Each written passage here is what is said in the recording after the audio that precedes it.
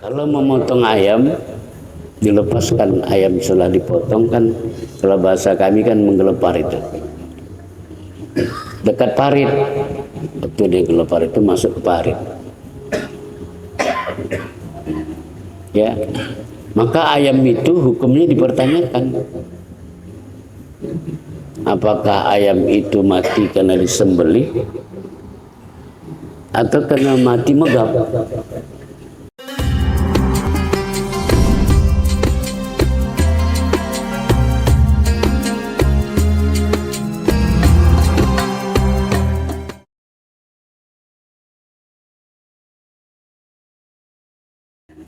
Ya, maka ayam itu hukumnya dipertanyakan.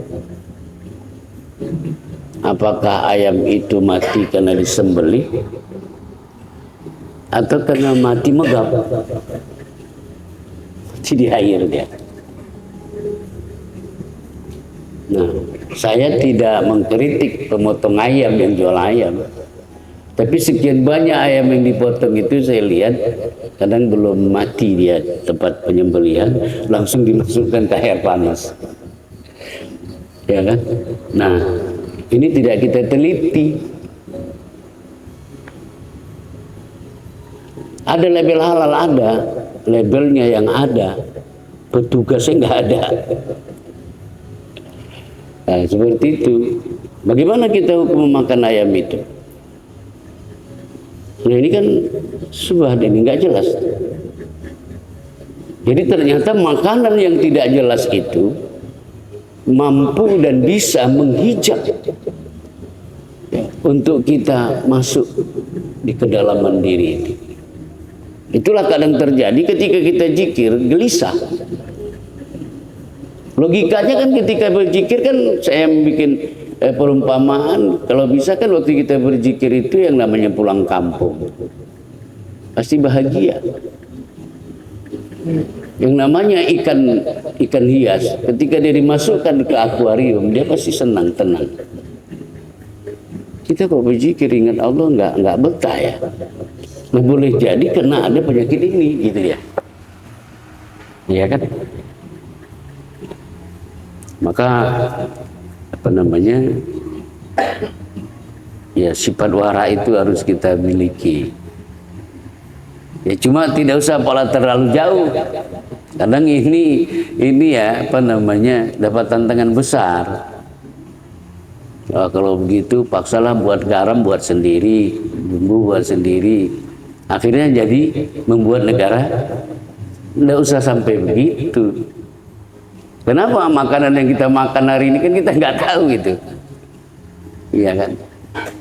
Nah, sehingga ada orang memang mencari jalan dengan cara itu tadi, ya masak sendiri, ini sendiri, iya. Mungkin kalau kita punya lahan besar, mungkin sayur, ikan kita anu sendiri, sampai begitu.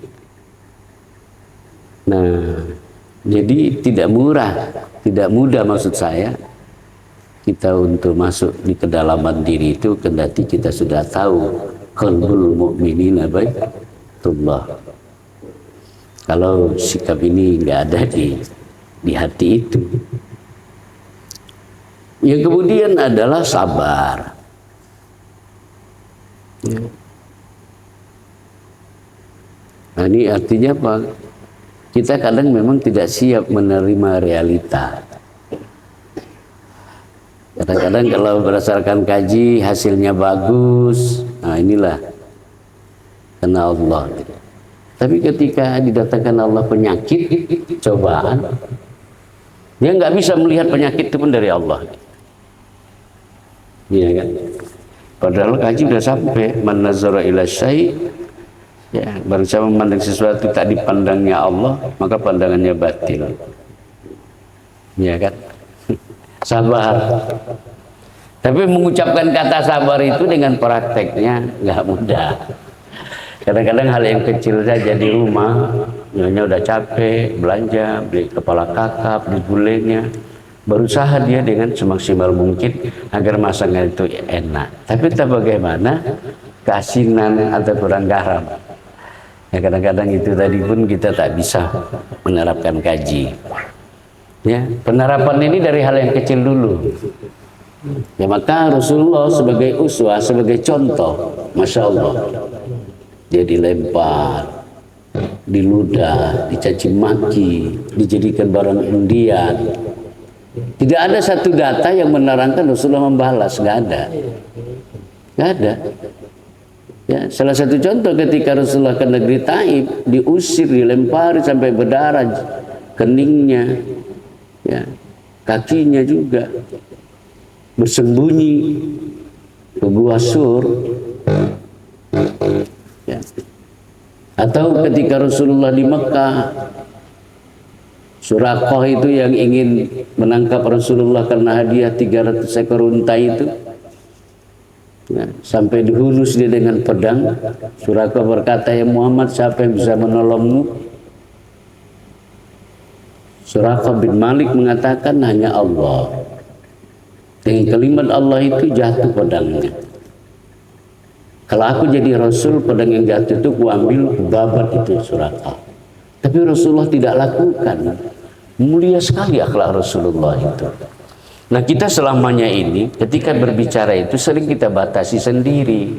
Itu kan Rasul, kita kan manusia biasa. Nah terkadang inilah pengetahuan itu. Pengetahuan yang lama yang tak pernah kita perbaharui, gitu dia. Ya kan? Sama dengan kalau kita bicara tentang Isra Mi'raj. Ketika dibacakan ayat Subhanalladzi asra bi'abdihi, kata bi'abdihi itu kan memang di kitab kita mengatakan hamba di situ domirnya adalah kepada Muhammad. Nah, tapi kalau menurut orang hakikat, abdun di situ itu siapa? Ya, abdihi itu kan hamba. Kalau orang yang menghambakan diri kepada Allah, itu disebut ibadah. Artinya apa? Simpul kalimat cerita itu dari versi yang saya pahami, ya bukan Nabi Muhammad saja bisa Isra Mi'raj. Nah, tapi kan bukan itu pembahasan kita. Cuma yang dimuliakan oleh Allah Subhanahu wa Ta'ala. Jadi sabar. Ya, sesuatu yang tidak mengenakkan diri memang menuntut sabar. Nah, yang kemudian ditanamlah di hati itu rasa syukur, ya, rasa syukur, berterima kasih sama Allah.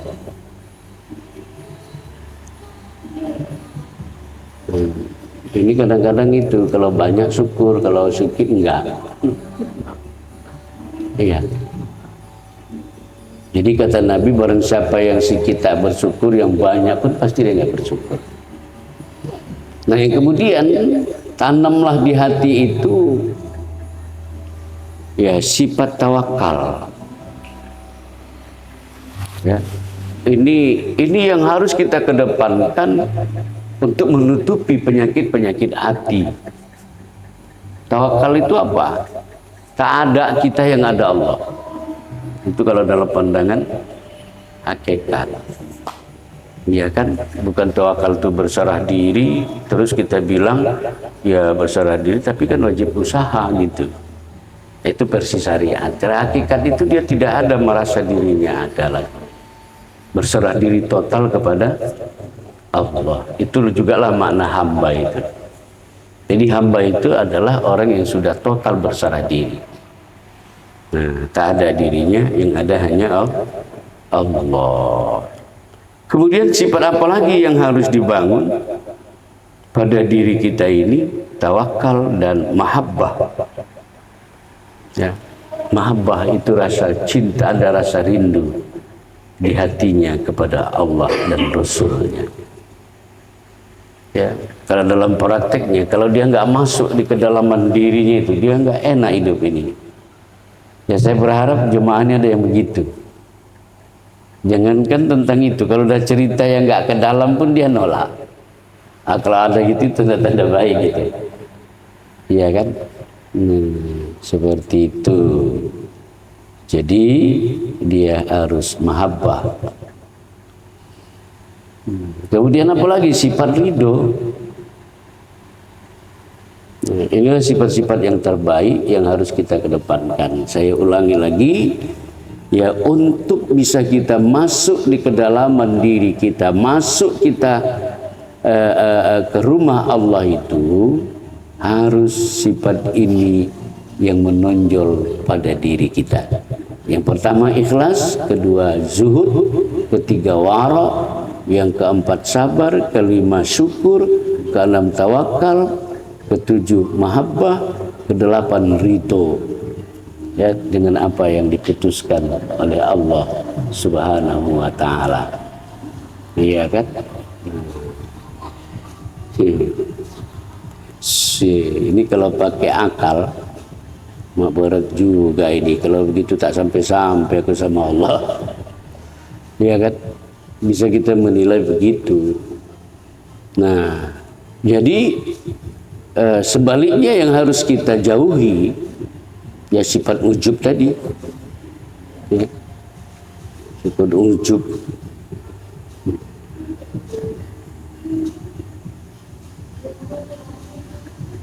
Kabir ini ya. Kemudian apa namanya, cinta kepada dunia. Ya, kemudian ghadab. Ghadab itu pemarah. Ya kan, bukan karena tensinya tinggi, tapi karena memang dia tiap hari latihan marah. Tiap hari melatih marah. Ghadab, hasad. Ya, hasad. Ini kalau sudah ada hasad adalah dengki dan seterusnya.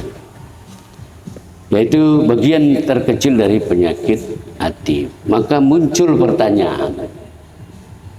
Ya, apa pertanyaan? Jika kita ditanya orang, ya, apa katanya di sini?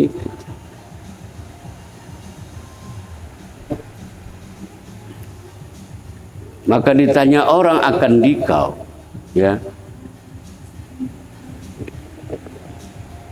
dengan apa memperbaiki hati supaya hati itu baik, baik hati dan baik seluruh anggota. Maka jawab, ya, di sini jelaskannya,